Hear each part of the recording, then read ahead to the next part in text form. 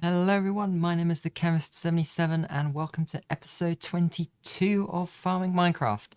Um, we've started with the time lapse today because there's been a small technical problem, and basically I recorded all the footage for this episode and I've just gone to edit at least the first bits of it, and turns out OBS decided to disconnect from my microphone for some reason, so I recorded all of them and they didn't have any audio.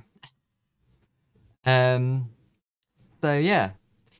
So today we built a shulker farm, and yeah, all of the footage was basically muted and useless. So, um, we can see it over here. So if I fly over, and I can talk through, I guess, a little bit on how it works. So I guess this episode is probably not going to be long at all. Um, So yeah, we still have the time lapse though, and I can talk about as well a couple other things that have been going on. Um, but so up here uh, is the shulker farm. Now it's a lot of scaffolding and it's a lot of slabs.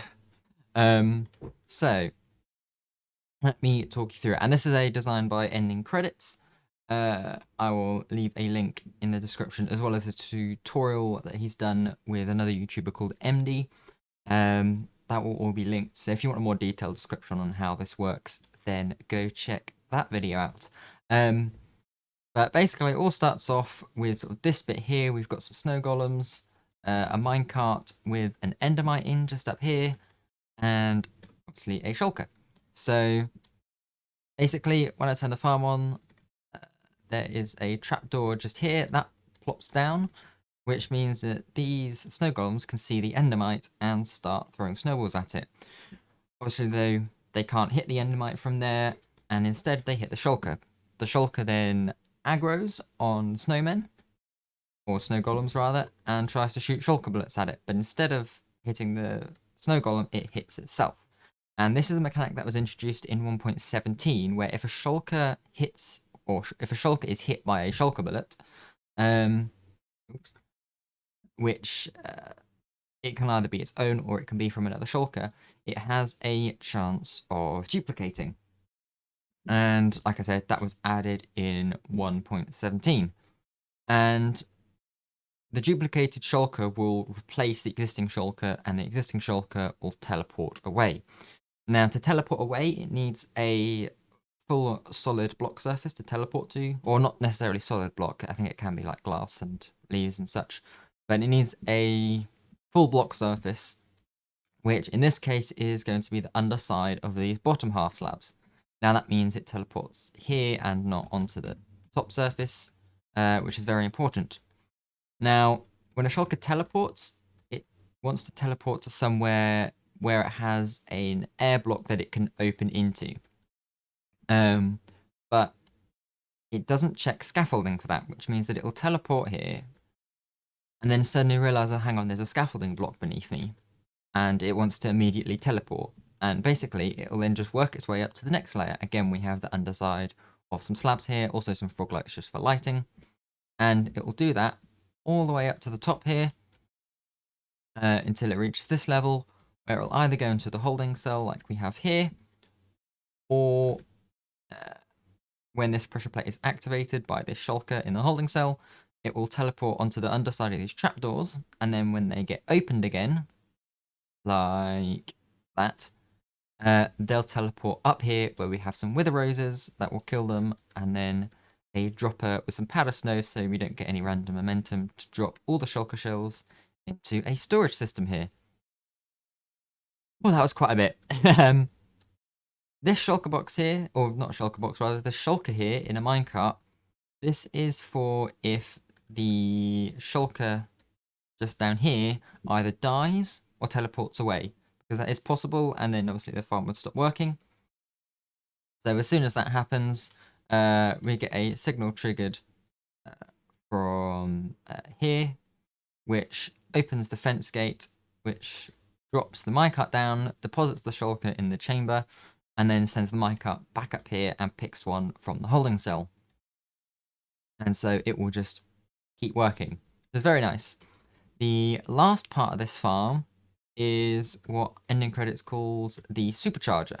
So there's 8 cells here, where as you can see, shulkers will fill up. Now, what these shulkers do is they will also aggro on the snow golems and shoot shulker bullets basically straight down this channel here. And you sort of get 2 effects from that. One is this shulker will get to half health quicker. And 2, because it's being hit by more shulker bullets, it will have a higher chance or more opportunities to duplicate and teleport away. And that will increase the rates of the farm, which I believe are at full capacity, I think 1,450 shulker shells per hour. I will correct this on screen if it's not that. So yeah, and this will fill up over time. If you want to, you can like try and run rails to deposit the shulkers there, but honestly, just leaving it running for a couple hours should fill most of them up. As you can see, I've already got 4 in here from about an hour of AFKing, and you get some pretty good rates. Oh, my fast right click is on. There we go. So I've already got, what is that, 6.5 stacks of shells.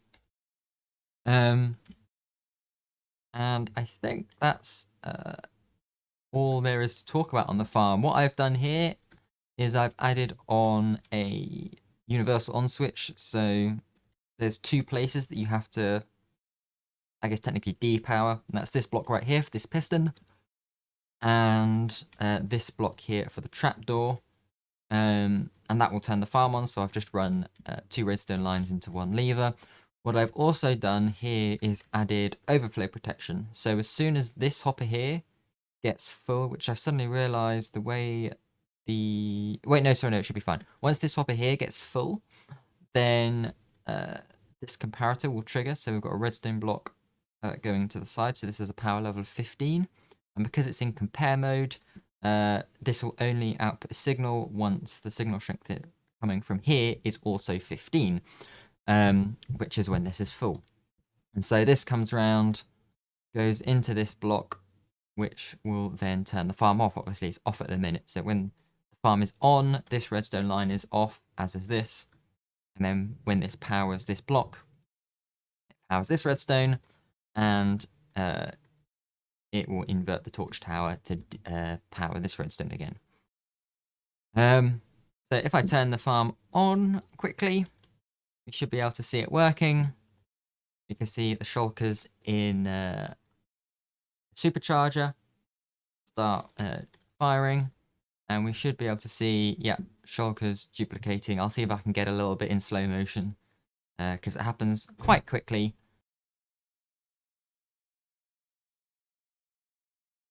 But then if I sort of, I guess, zoom out a bit, we can see the shulkers teleporting up scaffolding, and sometimes it takes a while.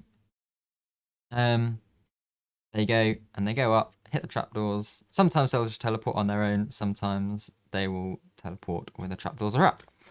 The reason why I actually have to have so many layers here is because when a shulker is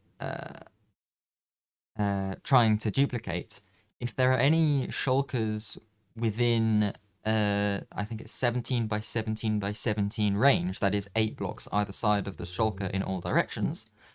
Oh, here we go, we should see the refill mechanism, there it is. If there are shulkers within that range, it decreases the chance that it will duplicate by, I think, 20%. I can't remember what the original percentage is. I think it's like 50% or 67%. Again, I'll put the number on screen. And so that is why we need to have all these layers of scaffolding, because it gets the shulkers up as quickly as possible. Other designs for the farm use portals. Obviously, that gets rid of them much quicker, but it's obviously more difficult to get a shulker back to the overworld. Even more difficult to get it into the nether. And rather than this one, which just is one-dimensional. Also, you have to like do fun portal link up, which can be quite awkward.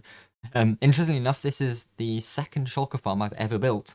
Um, and the one I built before this was Ilmango's, I think it was Ilmango's portal-based farm. It's a very good farm. I'll leave a link to that in the description as well if you want to check that out. It's the one that Doc M built in season 8 of Hermitcraft, I think. And so yeah, this I don't actually do much with shulker farms considering how long they've been in the game. But they are really, really useful, particularly if I'm wanting to use shulker box loaders in a lot of farms, and I need a lot of shulker boxes.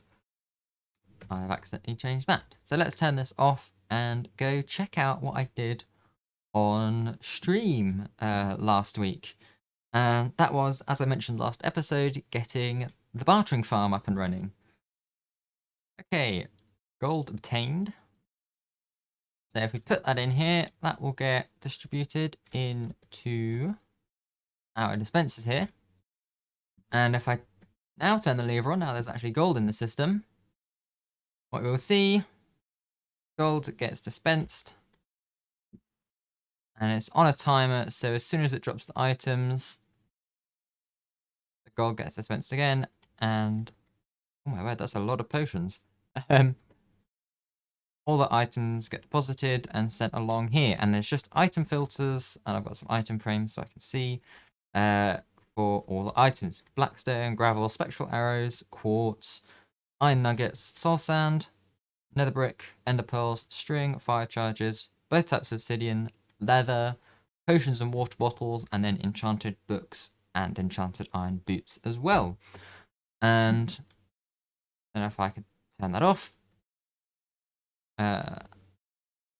Then I'll drop the items. Unfortunately, the last time after you turn it off, the pistons don't push, which isn't so bad, but I always like to collect it and put it away anyway. And normally I would have more blackstone, but obviously I used a load of it on the on the shulker farm.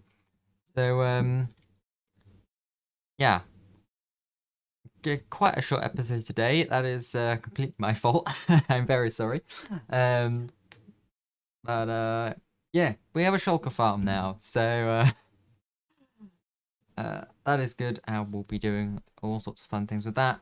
Really loading up the shulker box loaders, the gold farm, and other farms. I might put one in at the slime farm. I don't know. We'll see. But that will do it for today's episode. If you can call it that. Maybe I'll call this episode 21 and a half. But yeah, but if you want to see like actual proper episodes, then do consider subscribing and check out the other videos I've done in this series. If you like the video, give it a like, and you know what to do, all that sort of stuff. But yeah, anyway, thank you for watching, and I'll see you in the next proper episode. And actually, the next few episodes are going to be a little bit of a tree farm series. So I've got a 5-wood tree farm, I think. So it's acacia, jungle, oak, birch, and spruce, 5-wood. And then I'll be making a dark oak farm, and then it'll actually be episode 25, which we'll be doing something a little bit different for. So stick around to see that.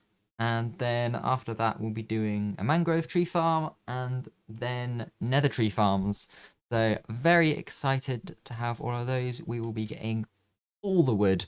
So yeah, thank you very much for watching this small thing. And I'll see you next episode. Bye.